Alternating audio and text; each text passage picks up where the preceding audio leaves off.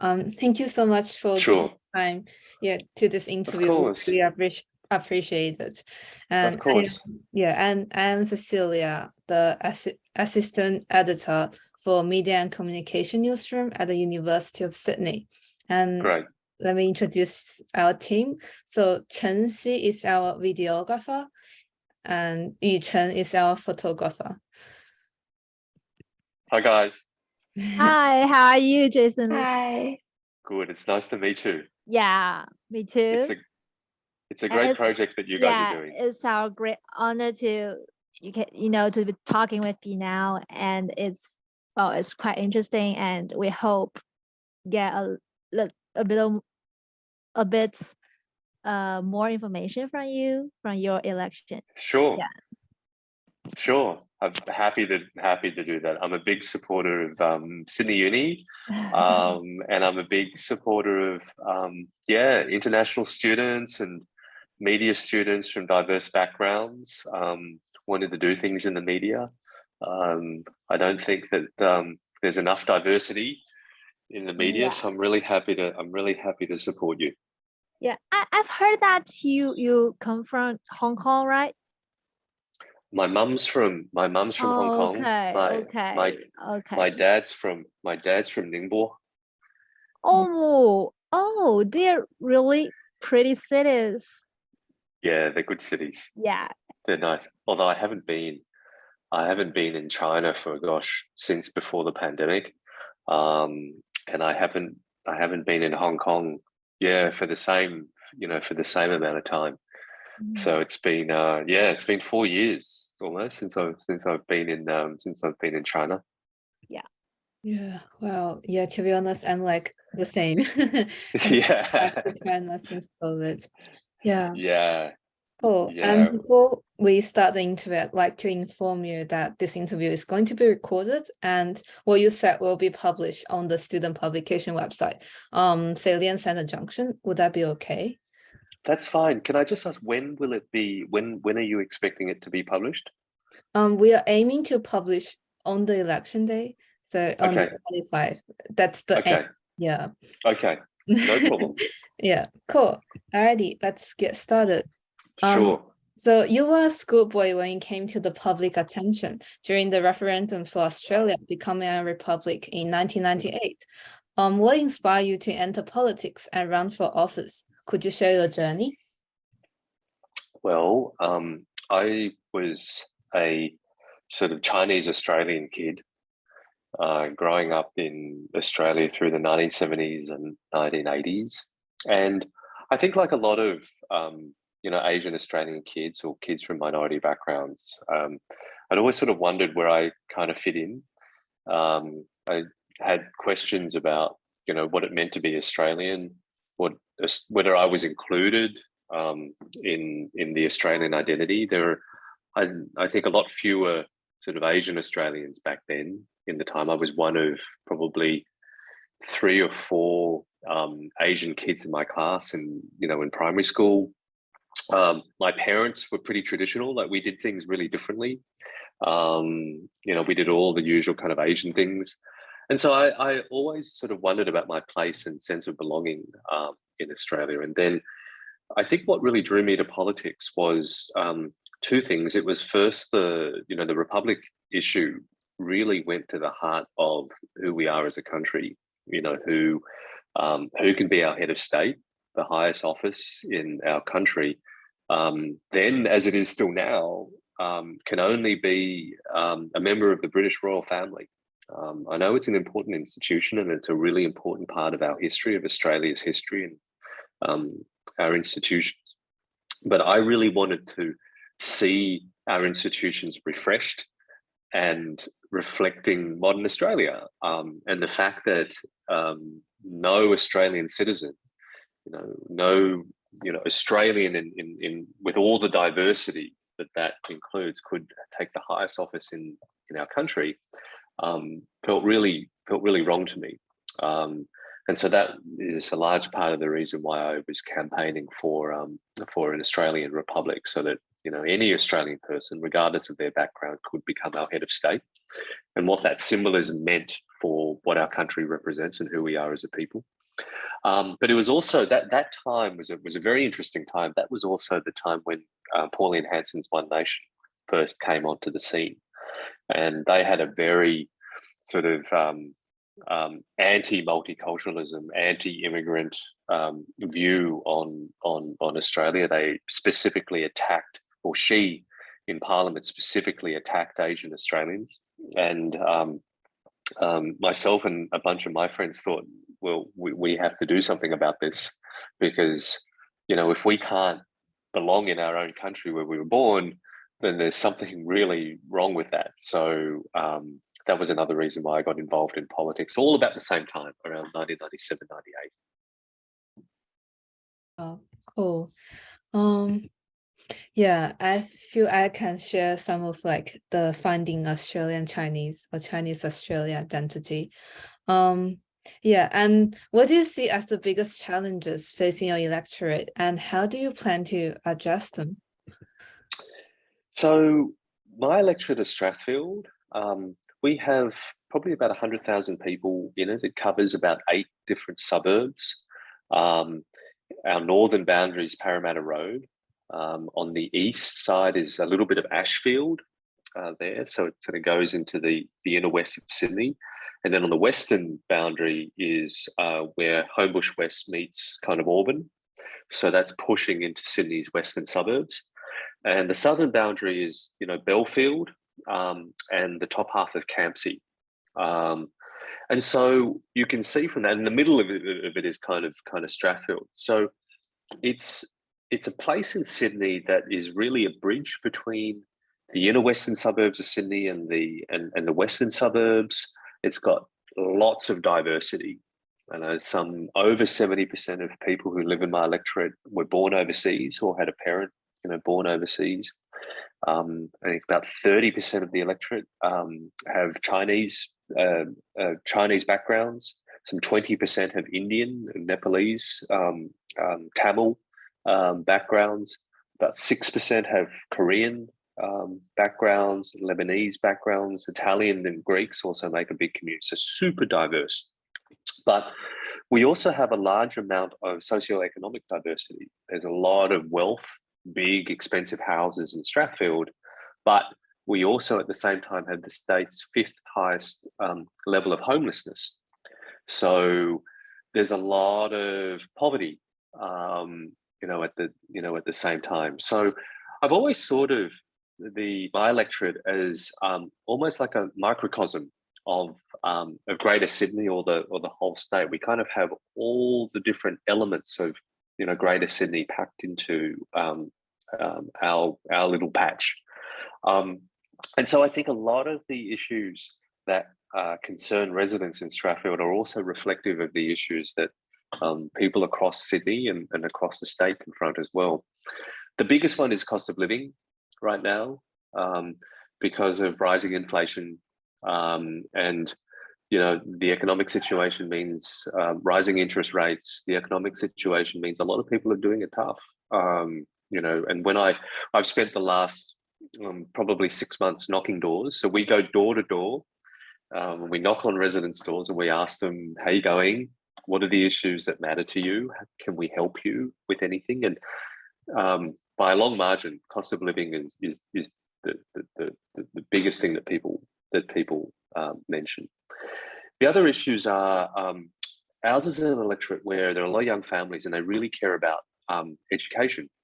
A lot of great schools, really well-known, high-performing schools in our electorate, and people actually move to the Strathfield electorate in order to take advantage of the great schools that we have. So the parents talk about our education system and, you know, how our education system is underperforming, how there's a teacher shortage crisis. A lot of the schools in my electorate can't find teachers to teach classes, or they've had to merge or cancel classes. And so education is a big issue that people talk about as well. Also the healthcare system. There's a lot of older people here, and we've just been through the pandemic, through the COVID pandemic. And so obviously people are very concerned about the quality of our healthcare system. They're concerned about nursing shortages. There's a lot of nurses that are resigning, and The hospitals in our area, they're overpacked, they're overcrowded. Service levels are sort of dropping, not because the doctors and the healthcare workers there are trying, but there's been an underinvestment in these hospitals over a very, very long time. And so people are very concerned with that as well. And then there's another issue that comes up all the time is what people call overdevelopment. And that is where there's lots of apartment buildings going up, but there isn't the infrastructure that goes with it. So big apartments go up, but there isn't enough parking, or there isn't enough green space or parks. The public transport options aren't sufficient to deal with that. A lot of the schools, may be overcrowded. So when infrastructure doesn't keep up with higher density, people are very unhappy about that, and people are concerned that the traditional character of their neighbourhoods, with some beautiful neighbourhoods like Homebush, like parts of Strathfield, like Croydon, real sort of heritage villagey kind of feels, and residents there are quite rightly really concerned that if we have all this development and population growth and high density, is that going to mean that these beautiful heritage villages are going to lose all their character? So that's another issue that people talk about all the time. Wow. Yeah, I would imagine. So you've mentioned you've done door knocking, and one of the major issues raised was cost of living, education, and the overdevelopment. So how will you address these concerns?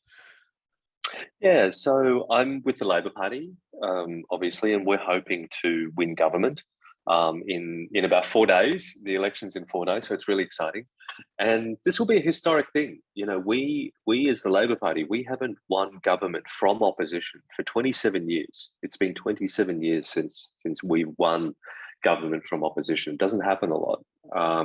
And it's been 12 years since the Labor Party has been in power in the state. So it's a really exciting kind of historic sort of time. So some of the solutions and our thoughts around cost of living, firstly, is we think a lot of the cost of living pressures are caused by how the current sort of Liberal National Coalition has privatised a lot of our essential public assets like toll roads, and electricity retailers, the companies. So the 11 out of 13 of our toll roads that crisscross Sydney have been sold off to a listed public company called Transurban, and it's an ASX listed company. And as people know, if you're a listed company, every quarter you need to grow your profits or your earnings, because if you don't do that, then your share price sort of drops.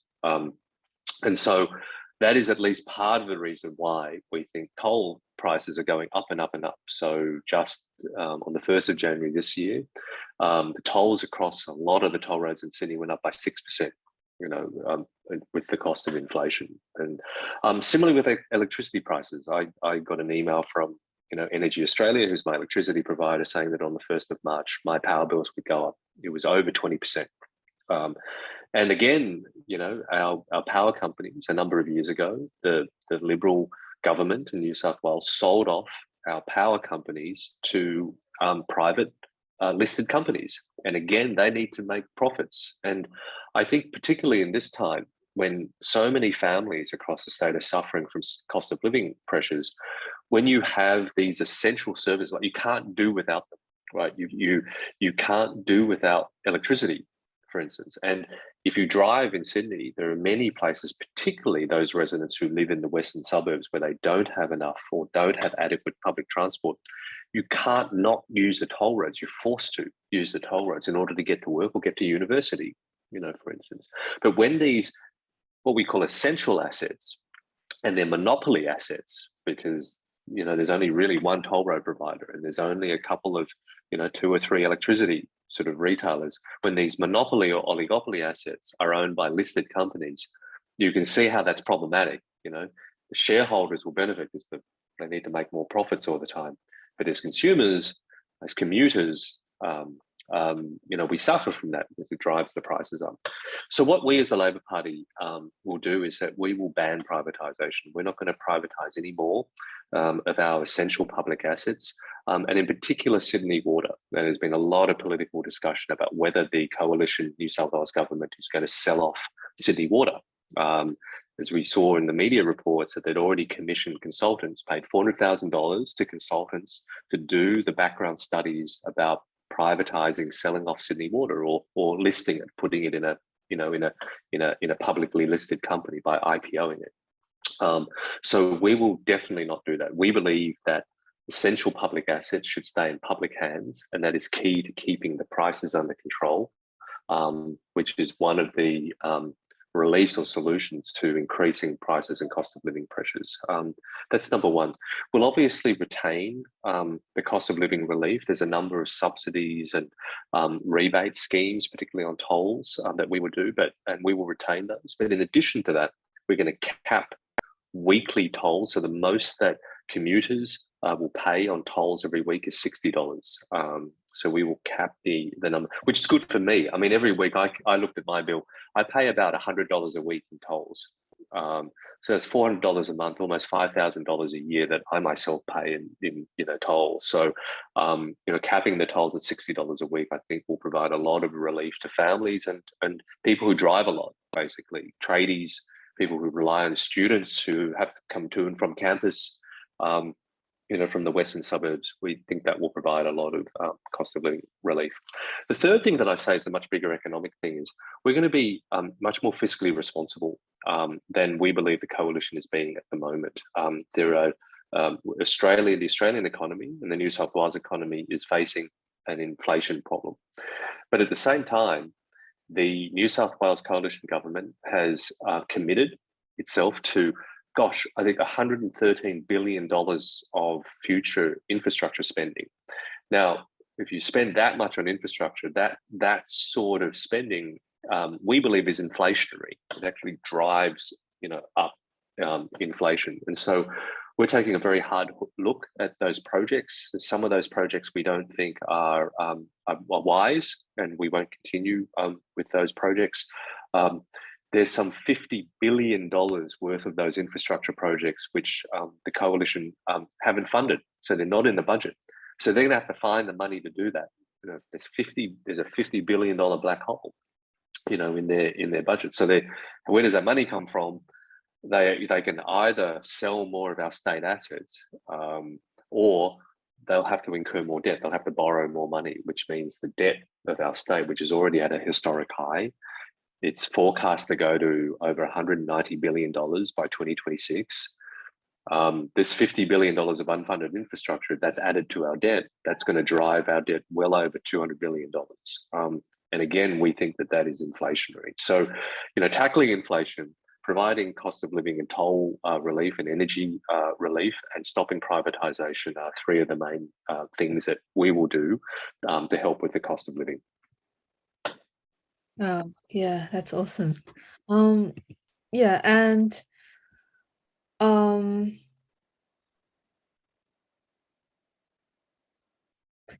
what message do you have for the people of your electorate, and why should they vote for you? I feel like you've already answered this, but do you have like a specific short message?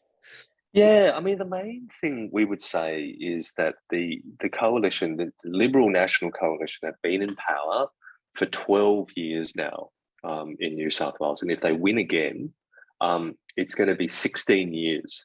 And we think that is a really, really long time. In order to deserve 16 years in power, you've got to be really doing extremely well. But if you look at the state of New South Wales, we don't think it's going so well. Our economy is not going well. The Commonwealth Bank, in its State of the States report, have ranked us second last. We've been last the last time that they did the report. So economically, we're not doing so well. I've talked about the teacher shortage crises. There are even the best selective schools in New South Wales.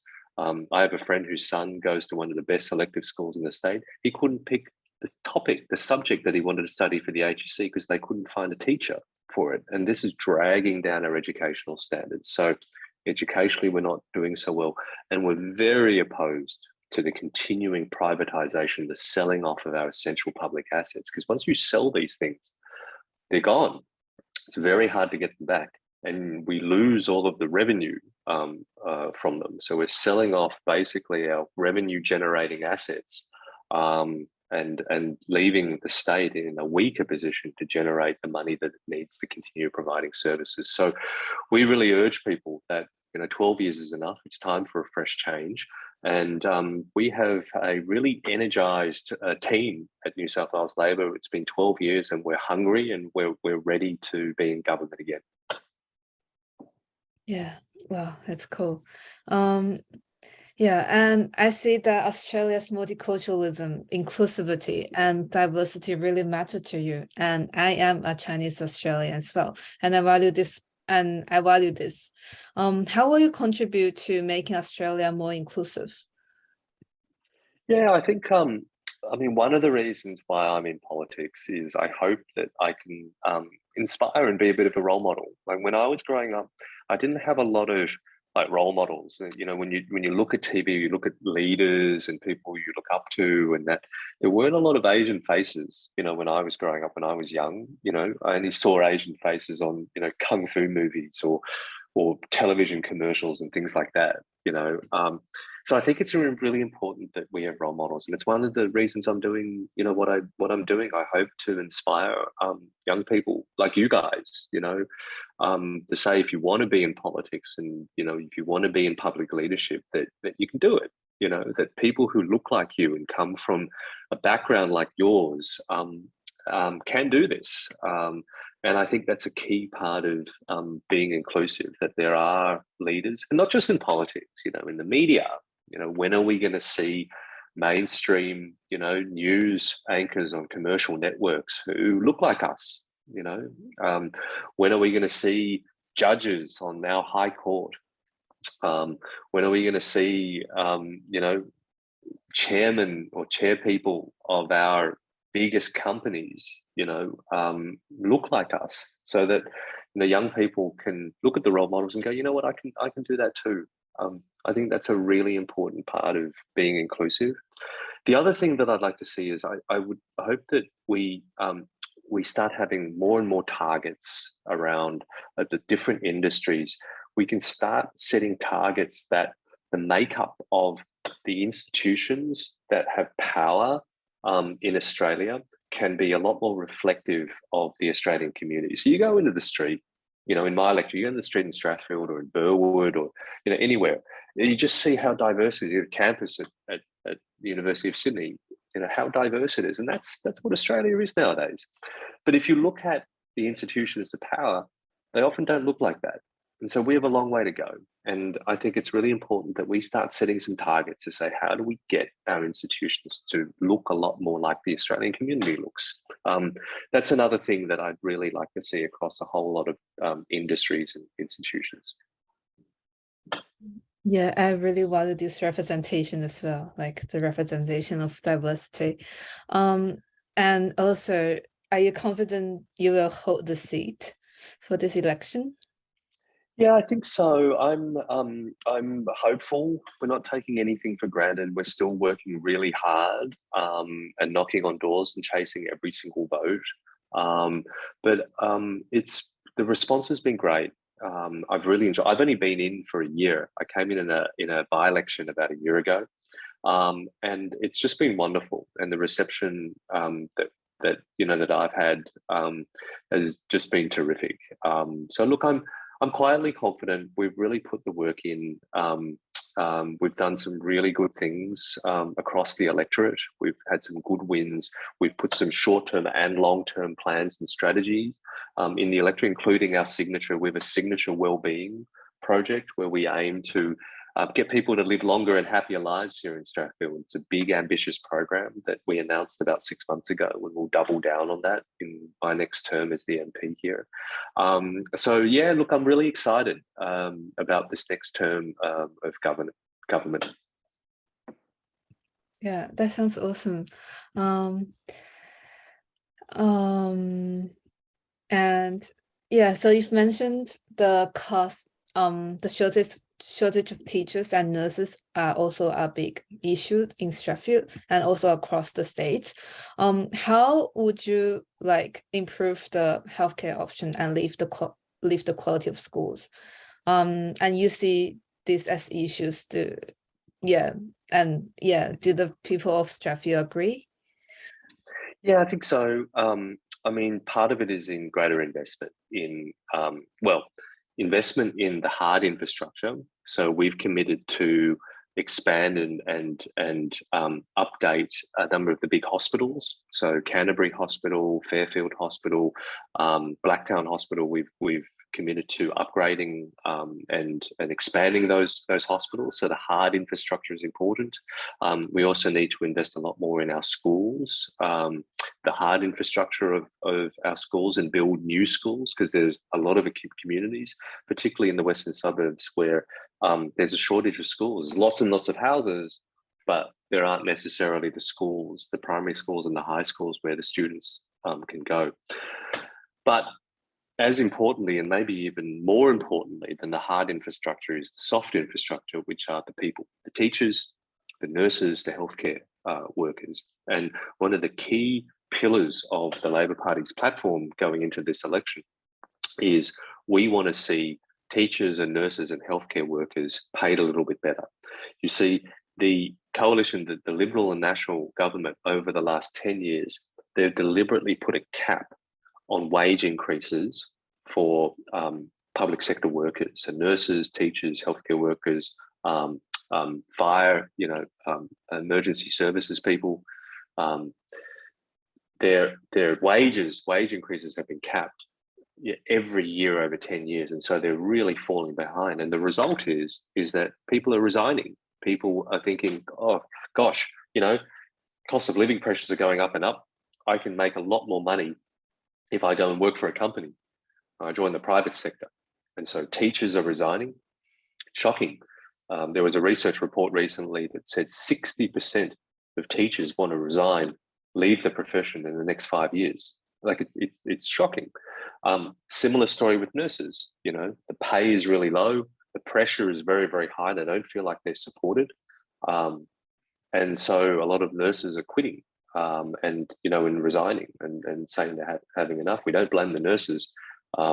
It's a product of lack of support and lack of investment in their profession. So that's something that we will address. We're going to remove that wages cap and just let nurses and healthcare workers and teachers, bargain properly in a market way for better wages and conditions. We think that's a critical part of improving the standards and the quality of our healthcare and our education system. I totally agree, and I support that as well. So what steps do you believe need to be taken to improve the local and state economy and create more jobs? I mean, one thing that we have announced, which I'm really excited about and happy with, is we're going to start building things in New South Wales again. Right now, our manufacturing industry has lost over 40,000 jobs over the last sort of 10 years. We've really degraded New South Wales's manufacturing capability. We think that we can't make things here. And unlike Victoria, for instance, we buy all of our trains, our buses and our ferries, we buy them all from overseas. But in Victoria, they make them, right? So I think it's a reasonable question to ask, well, if Victoria can make these things, why can't we make them, in New South Wales? And so that is one of the key policies that New South Wales Labor has announced, that we're going to build our buses and our ferries and our trains here in New South Wales again. We're going to rebuild the manufacturing capability of our state, and we think that will be a big driver of economic growth, and it will create a lot of jobs here in New South Wales. That's number one. Bringing back manufacturing to New South Wales. Number two is we really want to double down on the transition to a low carbon economy. So there's a big transition to renewable energy, and to a low carbon sort of economy that needs to happen. We've set very, very clear targets, net zero by 2050.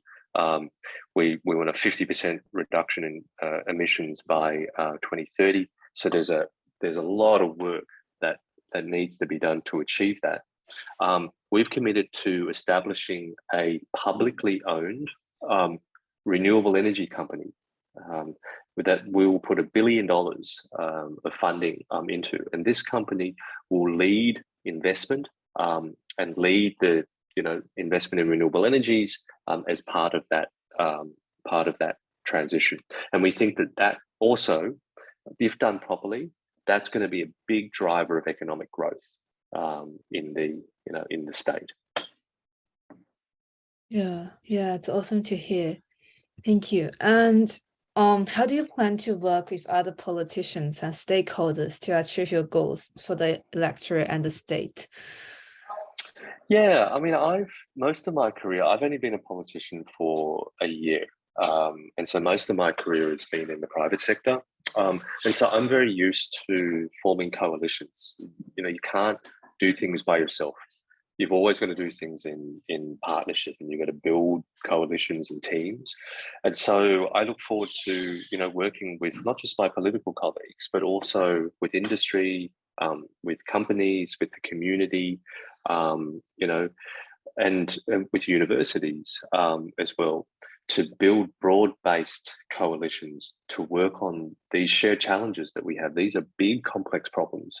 And I don't think that there's any one institution or sector in society that has all the answers. So we need to really work collaboratively and work together to solve these problems. And that's part and parcel of what I'm used to seeing in the private sector and the work that I've been doing through most of my career.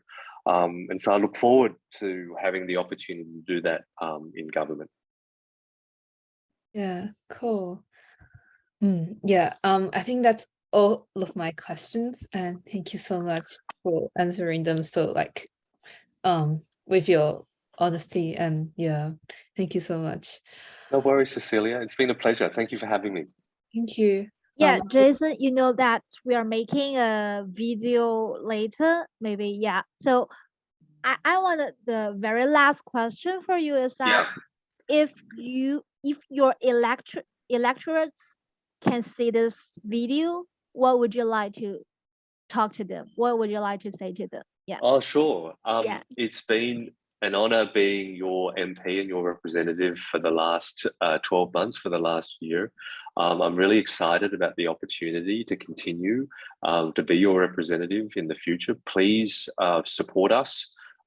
We have fresh energy. We're really excited, and we want to be in government in New South Wales. It's been 12 years since the Liberals have been in power. If they win again, it'll be 16 years. So please give us the opportunity for a fresh start for our state. Okay, great. Thank you. Great. Thank you. That's my question. And Cecilia, it's up to you. Yeah, thank you so much. Yeah, I think that's all from us, and we look forward to seeing you on the election night party. I think. No worries. Are you guys coming to the party? I think we got the permission from your meeting. I think. Okay, great. All right, great. I look forward to seeing you guys there. It'll be great to see you in person. Yes, it'll be lovely. Yeah, and good luck with your pre-election. It'll go great. No worries. Fingers crossed we can get there. And otherwise, if I don't see you at the election party, I might see you at the university sometime. Yeah. So yeah, if I can help you with anything, contact me anytime. Thank you so much. All right. Bye. Great talking to you. Bye-bye. Thank you. Bye. Thanks so much. Bye-bye.